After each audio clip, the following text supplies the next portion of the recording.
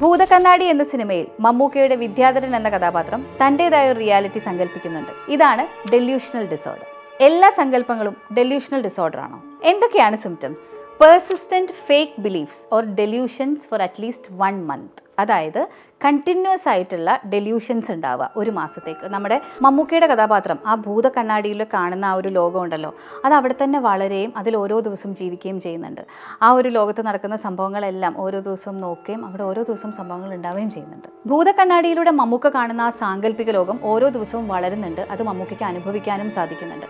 Trouble distinguishing reality from imagination. Vidyadharan എന്ന കഥാപാത്രം ജയിലിൽ നിന്ന് ഭൂതക്കണ്ണാടിയിലൂടെ കാണുന്ന ആ ഒരു ലോകം അത് റിയാലിറ്റി ആണെന്ന് വിശ്വസിക്കുകയും അത് മറ്റുള്ളവരെ വിശ്വസിപ്പിക്കാൻ ശ്രമിക്കുന്നതായിട്ടും നമുക്ക് സിനിമയിൽ കാണാം. ഡെല്യൂഷണൽ ഡിസോർഡറിൽ delusions can be bizarre or non bizarre. അതായത് സംഭവിക്കാവുന്നതും ചിലപ്പോൾ ഒരിക്കലും സംഭവിക്കാൻ സാധ്യതയില്ലാത്തതുമായിരിക്കും.